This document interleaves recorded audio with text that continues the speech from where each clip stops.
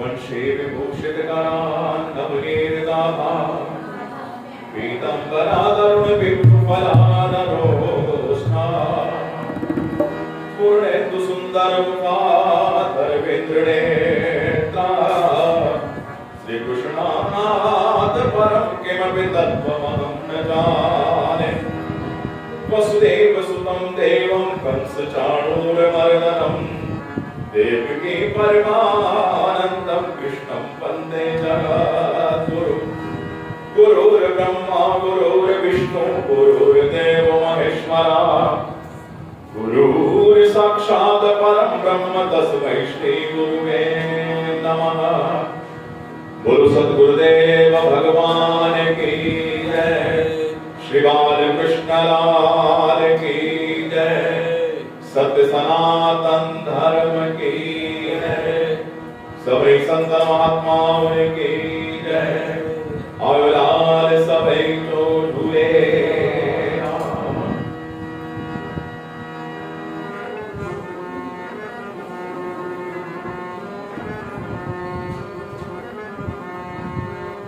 वो आया सुंदर श्याम हमारे हरि कीर्तन दे। आया सुंदर श्याम हमारे हरि कीर्तन में। आया सुंदर श्याम हमारे हरि कीर्तन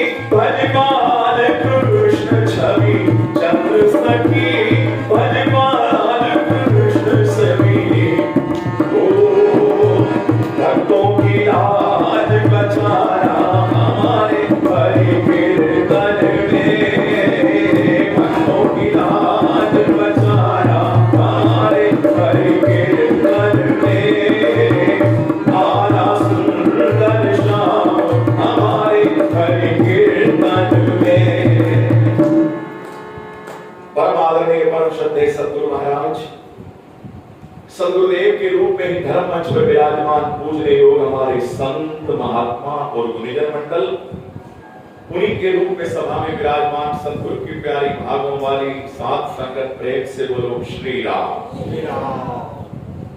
बड़े विभाग मानुष तन पावा, सुर दुर्लभ सदग्रंथन गावा, साधन धाम मोक्ष कर द्वारा, पाइन जेहि परलोक समारा, सो परत दुख पावहि, सिर धुनि धुनि पछताहि, कालहि कर्महि ईश्वरहि, मिथ्या दोष लगाहि। बड़े भाग्य से मनुष्य का शरीर मिला है और उस पर भी भाग होया हरि संत मिलाया है। उस पर भी हमारा और भी बड़ा भाग है कि हमें संतों का सानिध्य मिला, संतों के आश्रम में बैठ करके भजन गाने, भजन सुनने और संतों की दर्शन की प्यास हमें मिली। हम संतों के दर्शन करके हमारी आंखों की नेत्रों की प्यास बुझा सके, ऐसी कृपा मिली हमको गुरु महाराज की, प्रभु की ऐसी कृपा मिली। कहा है कि शतम विहाय भवितव्यम सहस्त्र स्नानम आचरेत्, लक्षम विहाय दातव्यम कोटि त्यक्त्वा हरि स्मरेत्। सो काम छोड़ करके भोजन करो, 1000 काम छोड़ करके, 100 काम छोड़ करके स्नान करो, 1000 काम छोड़ करके भोजन करो, 1,00,000 काम छोड़ करके लक्षम विहाय दातव्यम, 1,00,000 काम छोड़ करके दान करो, कोटि त्यक्त्वा हरि स्मरेत्, 1 करोड़ काम छोड़ करके परमात्मा का स्मरण करो। फिर मनुस्मृति कहती येषान विद्यान तपोन दानम, न चापि शीलम न गुणो न धर्मम, ते मृत्यु लोके भूरिभार भूता मनुष्य रूपेण प्रगाम चलन्ति।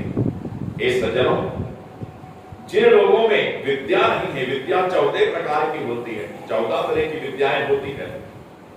धनुष बाण रथ आक्रमण विद्या वेदांत, ये विद्याएं हैं। धनुष बाण रथ आक्रमण विद्या वेदांत, जल तीरण धीरज धर्म चित चोरी ब्रह्म ज्ञान, तुलसी नर को चाहिए 14 विद्या निधान। 14 विद्याओं की जानकारी हर प्राणी को होना चाहिए। जिनमें ये विद्या नहीं है, तप करने की सामर्थ्य नहीं है, ये जो हवन करते हैं ये भी एक तरह का तप है, उसके पास बैठना तप करना। येषान विद्यान तपो न दानम, पास में होते हुए जो दान नहीं करते हैं उसके लिए गरुड़ पुराण में तो ऐसा लिखा है कि दानात् भवेत् दरिद्री, जो दान नहीं करते वो मर करके अगले जन्म में गरीब होते हैं, गरीब हो जाते हैं, दरिद्र हो जाते हैं। दानात् भवेत् दरिद्री, दरिद्र भावात् प्रकरोति पापम, गरीब होने के कारण वो नाना प्रकार के पाप करते हैं। फिर पाप प्रभावेन नरकम प्रयाति, उन पापों के प्रभाव से वो नरकों में जाकर के गिरते हैं और वहां से निकलने के बाद भी पुनः दरिद्री पुनरेव पापी, फिर आकर के गरीब होते हैं, फिर पाप करते हैं, फिर नरकों में जाते हैं। इस आवागमन के अंदर अपना पूरा मनुष्य रूपी जो हीरा है उसको ही नष्ट कर देते हैं। तो मैं कह रहा था येषान विद्यान तपोन दानम न चापि शीलम न गुणो न धर्मम, जिनमें शील नहीं है। अब शील क्या है?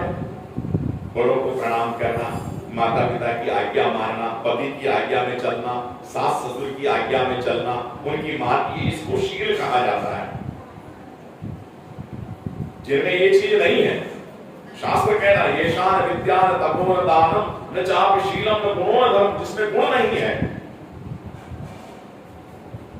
और उसमें धर्म नहीं है, ते मृत्यु लोके भूरिभार भूता, वो लोग इस मृत्यु लोक में, इस जमीन पर भार है, वजन है।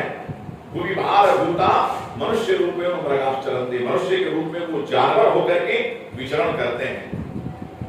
शास्त्र कह रहा हमारे पास इतनी बातें होनी, इनमें से कोई एक गुण होना चाहिए।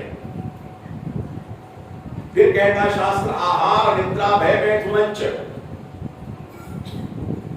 आहार निद्रा भय मैथुनानि सामान्य मैतः पशुभिः नराणाम्, ये 4 चीजें जानवर भी जानते हैं। आहार करना मैंने भोजन करना, नींद करना, भय करना और बाल बच्चे पैदा करना। आदमी से ज्यादा जानते हैं। आदमी के घर में, इंसान के घर में एक समय में एक बालक या दो बालक होते हैं, तो कुत्ते की गृहस्थी के अंदर 8-8 बालक पैदा होते हैं। गडूरे शुकर की घर के अंदर 12-12 बच्चे पैदा होते हैं। हमसे तो ज्यादा वो पैदा कर लेते हैं। अगर हम एक समय में एक पाव भर अनाज खाते तो हाथी एक समय में एक मन अनाज खाता है। इसलिए आहार मित्राव है मैथुनानि सामान्य मैतर पशुभिः नराणाम् ज्ञानम नराणाम् अधिको विशेषो ज्ञानेन हीना पशुभिः समाना। ज्ञानम नराणाम् अधिको विशेषो, इंसान में ज्ञान नाम की वस्तु अधिक है, और जो ज्ञान से विहीन है ज्ञानेन हीना पशुभिः समाना, जो ज्ञान से विहीन है वो पशु के समान है। ये तो हुई भूमिका। अब आइए जो मेरा विषय चल रहा है कि ये पुरुषोत्तम मास है, उत्तम महीना है। उत्तम महीने में उत्तम कार्य करने चाहिए। और 3 दिन से मैं आपको यही बात बता रहा हूं, जाग मुसाफिर भोर भई अब है कहां जो सोवत है। जो सोवत है वो खोवत है, जो जागत है वो पावत है। हाँ, थोड़ा आपका आंसर मिलता है, थोड़ी प्रतिक्रिया, थोड़ा रिटर्न मिलता है, मोट मिलती रहे, सिंधी में कहते हैं मोट मिलती रहे तो थोड़ा बात का आनंद आएगा। ताली दोनों हाथ से बजती है। नोट की तो बोल ही नहीं रहा हूं मैं। हाँ, मोट, वो मोट नहीं। और मैं वोट के लिए भी नहीं बोल रहा हूँ कि वोट दो, हम तो सिर्फ नोट के लिए। हाँ, वो उनका काम है, नेताओं का काम। तो वोट उनको दो और नोट चाहिए खाली, आप थोड़ा जवाब देते रहे। एक बार जयकारा लगाइए, बोले बाबा मोहनदास साहिब की जय, बाबा संतोष दास साहिब की जय। तो उत्तम में उत्तम कार्य, बहुत सारे कार्य बताए गए हैं, बहुत सारे काम है उत्तम कार्य। गौ सेवा करना उत्तम माना गया है। माता पिता की सेवा करना, माता पिता को तीर्थ यात्रा पर ले जाना उत्तम सेवा माना गया है। श्रवण कुमार, सतयुग त्रेता युग के अंदर श्रवण कुमार अपने अंधे माता पिता को, शांतनु और माता ज्ञानावती, ये नाम याद रख लेना। किसी माता बहन को बाल बच्चा होने वाला हो, प्रसव पीड़ा में हो और बच्चा जो भी डिलीवरी है वो नहीं हो रही है, उस समय में माता ज्ञानावती और पिता शांतनु का नाम लेकर के आप गिलास में जल भर के पिला दीजिए। आज भी प्रत्यक्ष है, उसको बिल्कुल प्रसव आराम से हो जाएगा। शांतनु और माता ज्ञानावती को कांवड़ में बिठा करके वो यात्रा कराने ले जा रहे हैं, तो ये उत्तम कार्य है। अभिवादन शीलस्य नित्यो प्रतिबद्धो सेवने। आज मैं कुछ सूत्र दे रहा हूं और मैं इसलिए भी आपको थोड़ा मैंने जागृत हो जाए, आप लोग प्रतिष्ठित जागृत प्राप्त बनाने नहीं बोलता। जितनी भी संगत बैठी है आप थोड़ा अंदर ही थोड़ा जाग जाएं और आपके पति को भी पता नहीं चले कि आप जाग गए, पत्नी को पता नहीं चले कि पति जाग गया है। तो अभिवादन शीलस्य नित्यो प्रतिबद्धो सेवने। शास्त्र कह रहा अभिवादन करना, अभिवादन माने प्रणाम करना, जिसके लिए गीता कह तद्विद्धि प्रणिपाते परिकृष्णेन सेवया। मैं पूरा शास्त्र से आपको वर्णन दे रहा हूं, बिल्कुल सटीक शास्त्र ज्ञान है। आप समझें कि अभिवादन शीलस्य नित्यो प्रतिबद्धो सेवने। नित्य प्रति सुबह उठ करके जो अपने माता पिता, अपने गुरुदेव, अपने दादा दादी, अपने सास ससुर को प्रणाम करते हैं, चत्वारे तानि वर्धन्ति, उनकी 4 बातें बढ़ती हैं। क्या क्या बातें बढ़ती है? बुद्धि, आयु, यशो, बल। उनकी बुद्धि बढ़ती है, उनकी आयुष्य बढ़ती है, उनका यश बढ़ता है, उनका बल बढ़ता है। अभिवादन शीलस्य नित्यो प्रतिबद्धो सेवने। वृद्धो माने अपने घर के जो बड़े गुरुजन हैं, गुरु माने बड़े, दादा दादी है, नाना नानी है, सास ससुर है, जो भी घर में बड़े हैं उनको प्रणाम करिए। और उनकी जो भी छोटी मोटी सेवा, बेटा मेरा लाठी ला देना, मेरी छतरी ला देना, मेरे जूते ला देना, ये सेवाएं होती है। बेटा पानी पिला देना था। अभिवादन शीलस्य नित्यो प्रतिबद्धो सेवने चत्वारे तानि वर्धन्ति। उनकी 4 बातें बढ़ती है, बुद्धि, आयु, यशो, बल। तो अब मैं आपको बता रहा हूं कि भोर में जागना, सुबह 4 बजे आप उठ जाओ। 3 दिन से हम यही बात कर रहे हैं। पहला ही उत्तम कार्य, ये बिना पैसे, इसमें आपकी कोई लागत नहीं है। अच्छा, सुबह सुबह जागने से क्या होता है? ये जो श्रवण कुमार गया माता पिता को लेकर, तो त्रेता युग की बात है, लेकिन आज कलयुग है। आओ एक कलयुग के ऊपर एक भजन में आपको सुना देता हूं, उसके बाद में एक दो वृतांत आपको बताऊंगा कि सुबह जागने से क्या होता है। उसके बाद मैं अपने वक्तव्य को विश्राम दूंगा।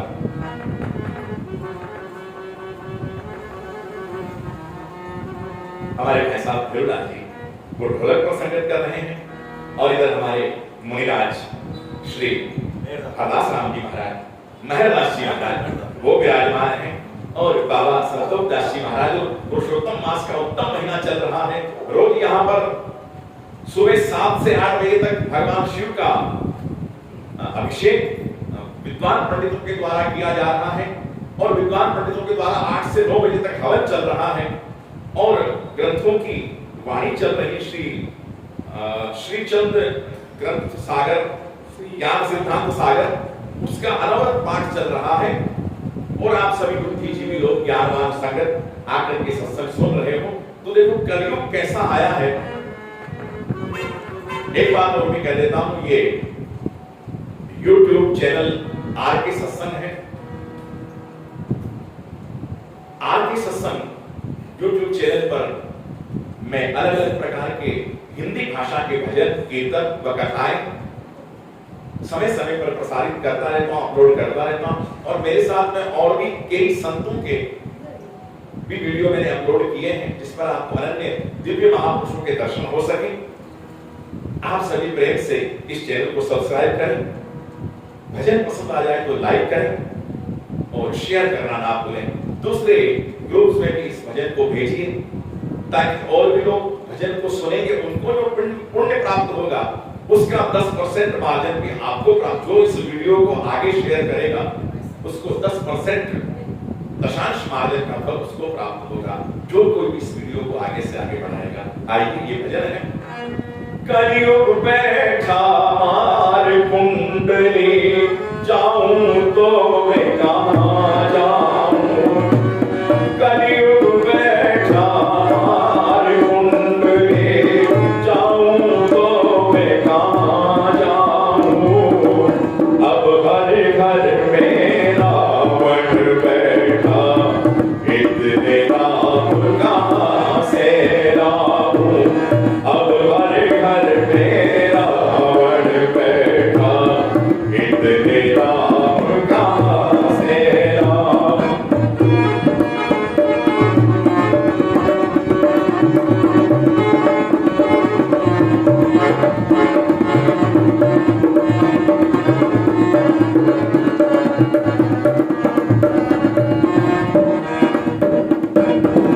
दशरथ कौशल्या जैसे मात पिता अब भी मिल जाए।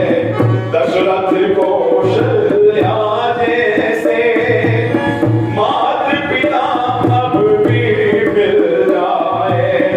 पर राम सा पुत्र मिले ना, जो आज्ञा ले बन जाए। पर राम सा पुत्र मिले ना, जो आज्ञा दे बन जाए।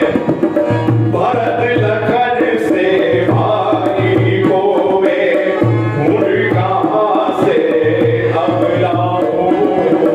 अब हर घर में रावण बैठा, इतने राम कहां से लाऊं। अब हर घर में रावण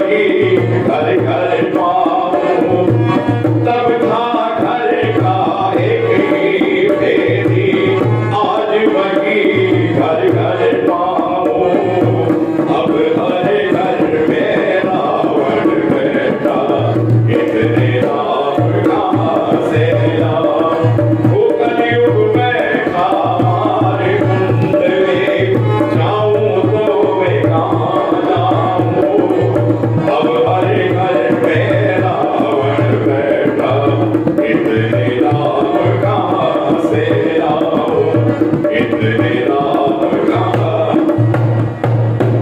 प्रेम से बोलो श्री राम। अब कलयुग के अंदर पहले त्रेता युग में देखो आप हनुमान जी महाराज कैसी सेवा कर रहे हैं, भगवान राम की निस्वार्थ भाव से सेवा कर रहे हैं। और सतयुग त्रेता युग के अंदर ही श्रवण अपने माता पिता को कावड़ में बिठा करके यात्रा करा रहा है। त्रेता युग में अपने माता पिता की आज्ञा मांग करके राम 14 वर्ष के लिए वनवास में जा रहे हैं। अब कलयुग में बहुत मुश्किल है, लेकिन फिर भी बहुत सारे घरों में आज भी राम राज्य जैसा है, जो संतों के सेवादार हैं, संतों में विश्वास रखते हैं, संत दर की सेवा करते हैं, गुरु आज्ञा में चलते हैं। गुरु ही अवज्ञा घात, आज्ञा सम नहीं साधक सेवा। अब आइए मैं आपको एक घटना बता देता हूं अमृत वेले की, उसके बाद में हमारे स्वामी जी महाराज आपके सामने मधुर वाणी में भजन भी सुनाएंगे और कथा भी सुनाएंगे। एक घटना महाभारत की मुझे याद आती है कि महाभारत का युद्ध 18.5 दिन तक चला, जिसमें 10 दिन तक कौरवों की तरफ से पिता में भीष्म सेनापति रहे, 5 दिन तक द्रोणाचार्य सेनापति रहे, 2 दिन कर्ण सेनापति रहे। उसके बाद में 1.5 दिन में सारी युद्ध समाप्त हो गया। उस दौरान जब दुर्योधन युद्ध कर रहा था तो उसको किसी ने उपाय बताया कि तुम ऐसा करना, सुबह 4 बजे उठ करके, ये घटना आपने महाभारत में देखी भी होगी, वो टीवी पर सीरियल निकल करके भी गया है, कि तुमने अपनी माता के पास, गांधारी के पास जाओ आशीर्वाद लेने के लिए सुबह के समय में। कौन से समय में? सुबह 4 बजे, लगभग 3:30 4 बजे के आसपास तुम जाना अपनी माँ के पास, लेकिन निर्वस्त्र होकर के जाना। पता है किसने उपाय कि निर्वस्त्र होकर के जाना। और जब तुम्हारी माँ अपनी आंखों से जो पट्टी खोली, क्योंकि जब गांधारी की सगाई हुई थी धृतराष्ट्र के साथ, तो उनको पता चला कि उनके पति प्रज्ञा चक्षु हैं, वो सूर्यदास से वो देख नहीं सकते। तो एक पतिव्रता स्त्री एक संकल्प लेती कि मेरा पति अगर दुनिया नहीं देख सकता तो इस दुनिया को मैं भी नहीं देखूंगी, और उसने अपनी आंखों पर पट्टी बांध लिया। वो पट्टी तब से बंधी ही रही जीवन भर। और व्यास मुनि ने बताया कि तुम्हारी मां पट्टी उतारेगी और तुम्हें सिर से लेकर पांव तक देखेगी तो तुम्हारा जो शरीर है वो वज्र का हो जाएगा, फिर तुम्हें कोई नहीं मार सकेगा। देखो सुबह उठने के कितने फायदे हैं, और बड़ों की कृपा के, ये अभिवादनशील से दोनों बातें आ जा रही हैं कि बड़ों का आशीर्वाद में कितनी ताकत होती है कि तुम्हारी मां तुम्हें सिर से पैर तक देखेगी, तुम्हारा शरीर वज्र का हो जाएगा, फिर तुम्हारे पर भीम कितनी ही गदा का प्रहार करे तुम्हें कोई फर्क नहीं पड़ेगा, क्योंकि उनका मुकाबला भीम से ही था, गदा युद्ध करना था। दुर्योधन पहले तो मां के सामने अपने बड़ा हो गया हूं, बताया क्या तुम्हारी मां है, मां तो मां ही होती है, चले जाना तुम, कोई बात नहीं। फिर भी भीम दुर्योधन थोड़ा मन में सोचा कि ठीक है देखेंगे जो ही हो। सुबह सुबह उसको फिर देखा कि चलो जाओ। अब दुर्योधन चला जा रहा है, और ये बात भगवान कृष्ण को पता थी कि ये जा रहा है, लेकिन भगवान कृष्ण ने महाभारत में बड़ी राजनीति, अपने भक्तों की लाज बचाने के लिए, अर्जुन को इनको विजय दिलाने के लिए बड़े गेम प्लान किए उन्होंने। तो भगवान कृष्ण मिल गए सुबह सुबह, अरे दुर्योधन कहां जा रहे हो? मां के पास जा रहा। इस अवस्था में बोले हाँ मेरे को संतों ने दस दिया है कि मां के पास जाओगे तो तुम्हारा शरीर वज्र का हो जाएगा। अरे मूर्खानंद, तो थोड़ा कम से कम यहाँ कमर के आसपास तो ये भोजपत्र लगा लो, थोड़े से पेपर कागज वागज कुछ लगा लो, कुछ पत्ते लगा लो वृक्ष के, ऐसे जाओगे अच्छा लगेगा, बड़े हो नौजवान हो। तुम्हारी माँ बोले ठीक आशीर्वाद देगी, लेकिन फिर भी बड़ों के सामने थोड़ा मर्यादा से जाना। भगवान ने फिरकी घुमा दी और उसने भोजपत्र के पत्ते लेके और पत्ते सारे कमर के पास लगा लिए और गया माँ के सामने और माँ ने जैसे पट्टी उतारी सिर से लेकर के देखना शुरू किया, देखते देखते देखते देखते देखते माँ एक पांव तक गई, रुकी नहीं माँ। लेकिन फिर बाद में बोला बेटा ये तेरे ये क्या किया? बोले माँ मेरे को शर्म आ रही थी इसलिए मैंने इतना इतना तत्वों से। अरे तेरे को किसने रास्ता तुझे बताया था कि तू आ जाना? माँ ने रास्ता बताया था, तू आ जाना, मैं पट्टी खोल के तेरे को बजर का बना दूं। माँ के दिमाग में बात आई। बेटा रास्ते में कोई मिला? बोले हाँ माँ कृष्ण भगवान मिले थे। बोले बस जा रहे भैंस पानी। कन्हैया मिला ना, उसने चक्री घुमा दी, अपना सुदर्शन चक्र चला दिया, बेड़ा कर। बेटा तेरा पूरा शरीर वज्र का हो चुका है, लेकिन तेरा इतना इतना भाग, ये जो जंगाएं है ना, ये भाग तेरा कच्चा रह जाएगा। जब तेरे पूरे शरीर पर गदा का प्रहार करेगा तुझे कोई फर्क नहीं पड़ेगा, लेकिन किसी ने अगर तेरी जंघा पर अगर गदा का प्रहार कर दिया तो तेरा पैर टूट जाएगा, तेरी जंघा में से टूट जाएगा पैर, और वहीं से तेरी मृत्यु हो जाएगी। दुर्योधन बोला ठीक है मां, जो हो गया सो हो गया। और युद्ध के मैदान में वही हुआ, जब भीम और आमने सामने आ गए दुर्योधन, तो प्रभु ने ऐसे इशारा किया, भगवान कृष्ण ने इशारा किया कि जंघा पर चोट करो, और भीम ने जंघा पर चोट। उसी समय बलराम जी आगे थे, वो यात्रा पे गए हुए थे, वो बोल रहे थे ये भी मेरे भाई, ये भी मेरे भाई, मैं किसी तरफ लड़ाई नहीं करूंगा, मैं तो तीर्थ यात्रा करने जा रहा हूं। तो बलदाऊ जी चले गए तीर्थ यात्रा करने के लिए, लेकिन उसी दौरान आ गए जब भीम और दुर्योधन का युद्ध हो रहा था। तो बलदाऊ जी का चेला था दुर्योधन, बलदाऊ जी को गुस्सा आ गया कि नहीं ये गलत है, नियम के विरुद्ध जान के ऊपर वार नहीं करना चाहिए। वहां पर भगवान कृष्ण ने उसको समझाया वो सारी बातें। मेरे कहने का तात्पर्य, अगर सुबह सुबह आप जागोगे तो आपके जीवन के कल्याण का कोई मार्ग खुल ही जाएगा। इतनी सेवा 2 मिनट 5 मिनट ज्यादा ही हो गए हैं, मैं अपने वक्तव्य को यही विश्राम दे रहा हूं, और आगे आप महात्माओं से बड़े सुंदर सुंदर भजन और प्रभु की कथा, पुरुषोत्तम मास की कथा आप सुने। प्रेम से बोले सद्गुरुदेव भगवान की जय। बोलो पुरुषोत्तम भगवान की जय।